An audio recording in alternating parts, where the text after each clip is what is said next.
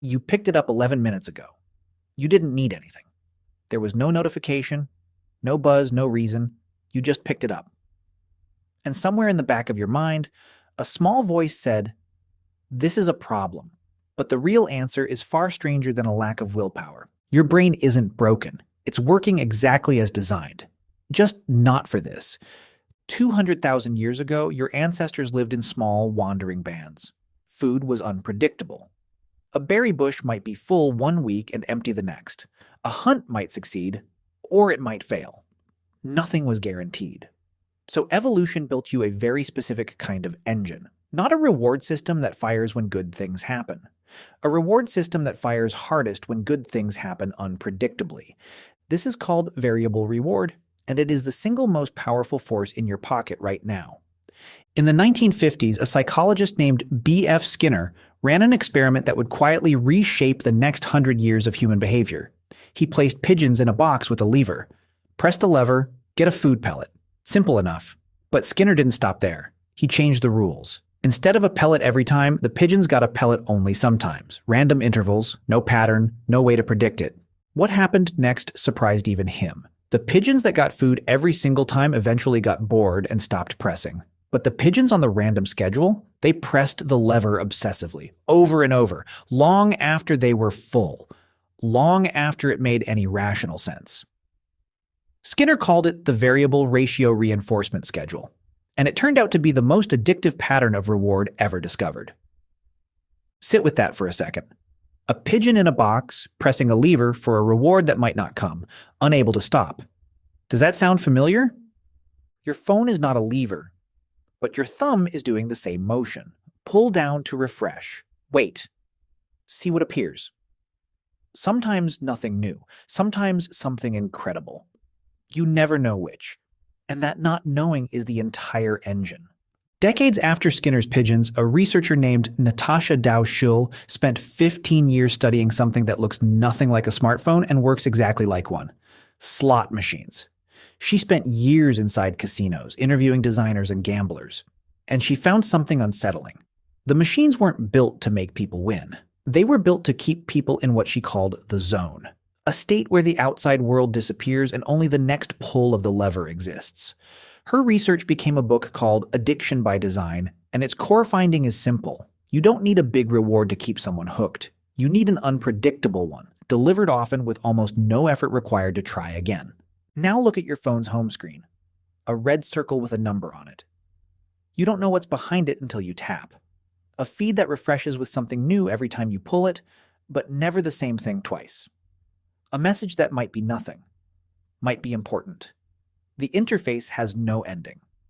There is no bottom of the scroll. There is no final pellet. This isn't an accident. Engineers and designers, many of them trained in behavioral psychology, spent the last 15 years optimizing these systems the same way slot machine designers optimize their machines. Not to inform you. Not even really to entertain you. To keep your thumb moving. And here's the part that should genuinely unsettle you. Your brain cannot tell the difference between a slot machine and a group chat. The neurons don't know the difference between a pellet and a like. Chemically, the mechanism is nearly identical.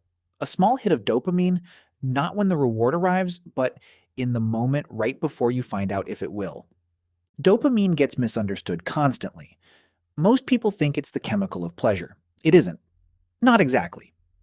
Neuroscientist Anna Lembke, who studies addiction and reward at Stanford, describes dopamine more accurately as the chemical of anticipation.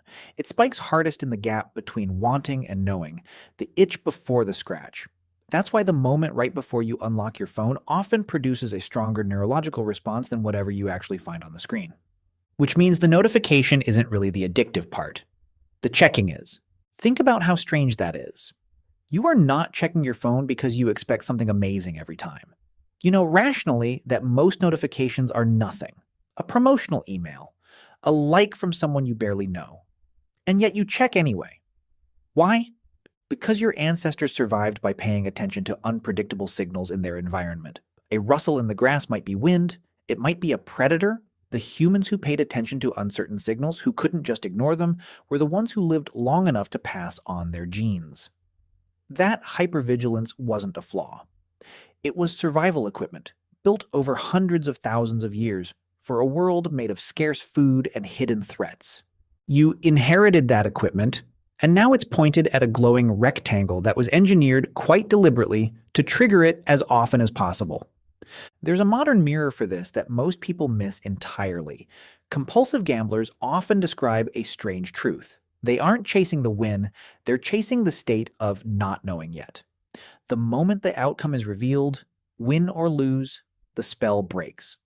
Some describe almost being disappointed when they win because winning ends the search. This is what Schüll found again and again in her research. It was never about the money. It was about staying inside the loop. Now, think about your own phone habits. Have you ever refreshed an app, seen nothing new, and felt the smallest flicker of relief followed immediately by the urge to check again anyway? That's not weakness. That's the exact same loop, running on hardware built for the African savanna, now hijacked by an interface built in a design lab. Consider how differently this plays out across a single day. In the morning, before you've even spoken to another person, you glance at a screen to see what happened while you were asleep. Nothing life-changing happened. It almost never does. But you check anyway because the checking itself delivers a small chemical payment whether or not anything is waiting on the other side. By evening, you've repeated this motion dozens, sometimes hundreds of times. Not because you decided to, because a system built specifically to bypass conscious decision-making did its job. This is worth pausing on because it reframes what willpower even means here. You are not fighting a bad habit the way you might fight the urge to skip a workout. You are fighting an engineered stimulus, tested on millions of users, refined through years of data, optimized by people whose entire job was to make the next check feel slightly more necessary than the last. Framed that way, the fact that you struggle to put the phone down stops looking like a personal failure. It starts looking like exactly what it is: a mismatched fight between one human nervous system and an industry built to outmaneuver it. There's a term sometimes used for this dynamic: asymmetric attention design. On one side, a single person with a single evolved brain trying to focus on dinner or a conversation or sleep. On the other side, thousands of engineers and behavioral scientists backed by enormous budgets whose collective success is measured in how many minutes they can keep that one brain engaged. It was never a fair fight. It was never supposed to be. Here's the twist most people never consider. The apps aren't lying to you about what they are. They are, quite literally, slot machines. The infinite scroll has no bottom because slot machines have no natural stopping point either. The notification badge is red because red signals urgency and threat, the exact color your ancient attention system was built to snap toward. The unpredictable timing of likes and messages isn't a technical limitation. It's the single most researched, most deliberately engineered feature of the entire system. There's another layer to this, one that rarely gets discussed.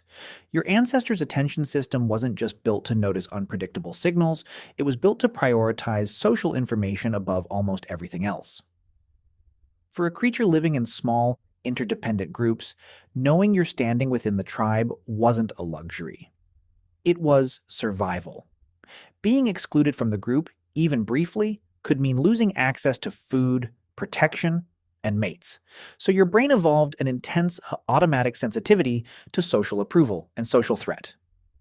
Now, overlay that onto a like counter, a comment section, a read receipt that shows someone saw your message and didn't respond. None of these things existed for 99% of human history. But your brain doesn't know that. It reads a lack of response the same way it might once have read social exclusion from the tribe, as a quiet, nagging signal that something is wrong, that your status has shifted, that you need to check again to find out where you stand. This is why a single unanswered message can occupy far more of your attention than its actual importance would suggest.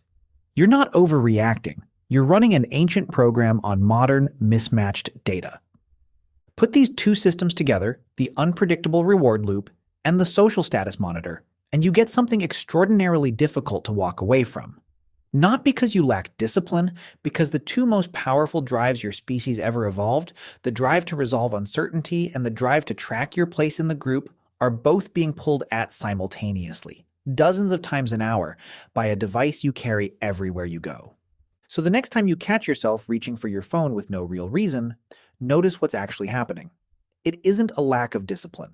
It's 200,000 years of finely tuned survival instinct, meeting a machine specifically designed to exploit it. You are not weak. You are ancient. And the thing in your pocket knows it better than you do.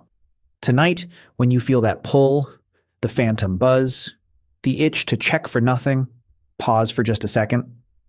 Ask yourself what you're actually looking for. No information, not a message. The uncertainty itself. The gap. The same gap Skinner's pigeons kept pressing a lever to fill decades before anyone had ever heard of a smartphone. None of this means the device is evil, and none of it means you're powerless. Skinner's pigeons never understood the box they were in. You do. Understanding the mechanism doesn't switch it off completely, but it does something almost as useful. It gives you a half second of awareness right at the moment the urge appears, the same half second where the anticipation spike is strongest and the actual reward is still unknown. That half second is the only place where choice still lives. Everything after it belongs to the machine. You picked it up again. You didn't need anything. There was no notification, no buzz, no reason, but now you know exactly why.